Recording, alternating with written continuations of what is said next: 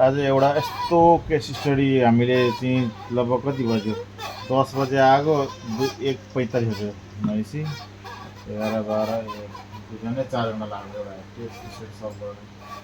यो ल्यापटप भनेको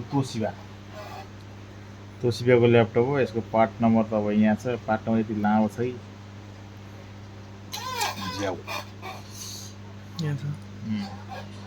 PLF/PLR/CSF/CSR यसको पार्ट नम्बर छ, यहाँ पनि लेखिदिएको छ मजाले। यहाँबाट यो माथिको हान्ने सर्च गर्दाखेरि है। अब यो ल्यापटप टेक्निसियनले नर्मल त हामीले बुझ्ने कुरा भनेको के हो भने पहिले सुरुमा हामीले यो डिसी मेसिन लगाउने 19 भोल्टतिर लगाउने, यतिकै यहाँनिर हेर्ने। अब राम्रो खालको मेसिन छ भने यसरी एम्पियर कति दियो, एम्पियर 0.009 लियो भने अर्थात् 10 दिन मुनि अब त हुन्छ कुनैले बढी 11-12 लियो भने मतलब यो कन्डिसनमा भनेको हाम्रो 3-5 स्टेप डाउन सेक्सन बनिसकेको हुन्छ। स्टेप डाउन सेक्सन बनिसकेको हुँदा हामीले के गर्यो भने 29 भोल्टेज आउँछ चेक गर्ने, ट्रिगर गर्नु अवस्थामा पोजिसनमा पुगेको हुन्छ क्या। यो अवस्था भनेको नर्मल हामीले हेर्ने भनेको यही हो। यतिखेर हामीले भोल्टमिटर लगाएर यहाँनिर हामीले भोल्ट चेक गऱ्यौँ भने यहाँनिर 3.3 भोल्ट लगभग बनिसकेको छ। यो देखायो 3.3 भोल्ट, अन अफ स्विचमा 3.3 भोल्ट आइसकेको छ। मतलब यो कन्डिसनमा 3-5 ओके भइसक्यो। 3-5 कुन हो त भनेर हेर्नलाई पनि अब टेक्निसियनले त अब यो कुरा कहाँनिर हुन्छ, अब 3-5 हुन्छ सँगसँगै लगभग सँगसँगै हुन्छ 3-5 चाहिँ। सिपियुदेखि अलग्गै टाढा बसेको हुन्छ, हेर्दाखेरि 3-5 उसै देखिन्छ सिपियु छेउमा, तर यो होइन कि हामीले टेक्निसियनले बुझिहाल्छ कि कुन भयो भनेर। 3-5 यहाँ चेक गर्ने, 3-5 अलरेडी 3 भोल्ट 5 भोल्टले बनिसकेको छ हो, 3-5 बनिसकेको छ। अनि तर 3-5 बनिसक्यो अनि भए पनि अन हुँदैन, यो ट्रिगर गर्दा अन हुँदैन। ट्रिगर गर्दा अन भएपछि हामीले हल्का भनेको चाहिँ के हुन्छ भने यसो लोजिक अनुसार हामीले ट्रिगर गर्दा अन गरेपछि आयोले चाहिँ फेरि पिसिएसलाई अन गर्नको लागि अन अफ स्विच भोल्टेज पठाउँछ। भोल्टेजलाई अब त्यो बाटो भएन कि भनेर अब यसको स्किमेटिक छैन, हामीले त हल्का प्र्याक्टिकल त गर्नु पऱ्यो। बायस गरेर बायस गर्दा नै भएन, त्यसपछि यसलाई हल्का ड्राई दिउँ, त्यो गर्दा नै भएन, केही गर्दा नै भएन। अब स्किमेटिक छैन, सोच खोज्दै हामीले बोर्ड बियर चाहिँ निकाल्यौँ। हामीले बोर्ड बियर यहाँ यसको बोडी बियर हो है, ओकेन भन्नाले यसरी हेरेर पनि सेम टु सेम छ कि छैन। बोडी यही पोजिसनमा छ, यही पोजिसनमा छ नि ठ्याक्कै, यही पोजिसन छ। यही पोजिसनमा भएपछि अब मैले त्यत्तिकै चेक गर्दै पाएँ आरटिसी सेक्सन फल्ट हो कि भनेर आरटिसी सेक्सन चेक गर्दै गएँ।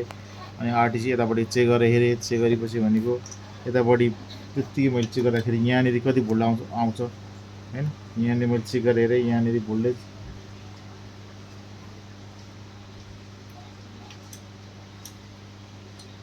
यो डायोडमा भोल्टेज चेक गरेर हेरेँ, यसमा पनि आरटिसीको भोल्ट आइरहेछ।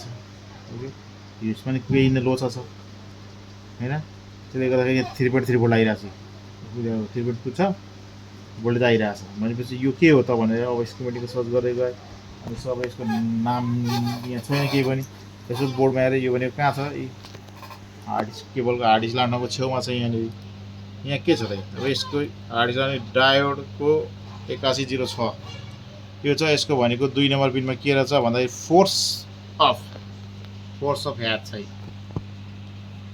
2 नम्बर पिनमा फोर्स अफ ह्याच छ, मतलब फोर्स ह्याच छ, मतलब यहाँ 3.3 भोल्ट छ, फोर्स ह्याच आएको छ।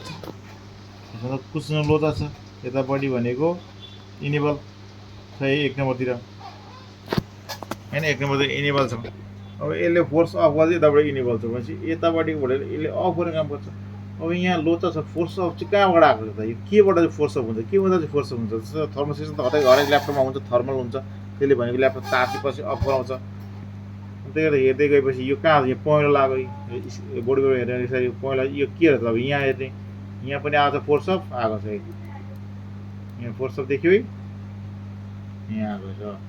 पछि यो कहाँबाट आएको छ भन्दाखेरि यहाँ एउटै के लागेको छ, यहाँनिर मसफेट आइसी नै लागेको छ भन्नु सिधा भाषामा। अब यो मसफेट 6 फुट्यो, अब यो के हो भनेर स्किमेटिक छैन, 6 फुटे छ। यो के छ त, अब यसको काम के हो त, हेर्ने आउटपुट छ कि छैन त हेर्ने। पहिले के छ 6 नम्बर, यहाँ 1 नम्बर के छ, 1 नम्बर कहाँबाट भोल्टेज आयो, 2 नम्बर के छ प्लेटी रिसेट ह्याच आएको छ।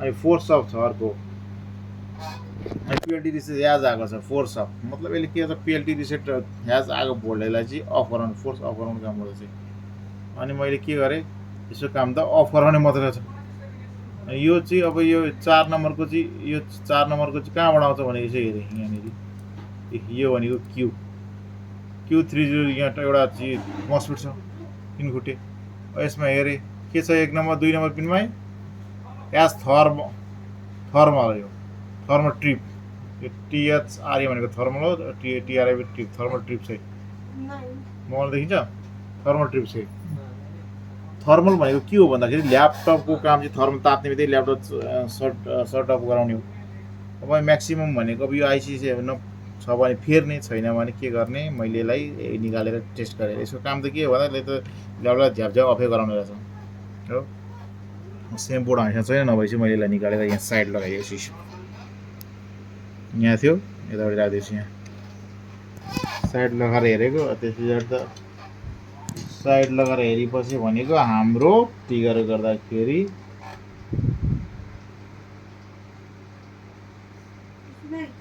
खै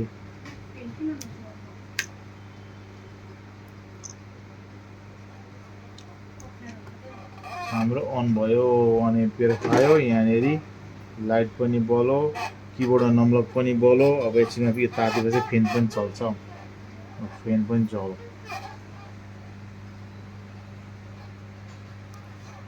हस् धन्यवाद बाँकी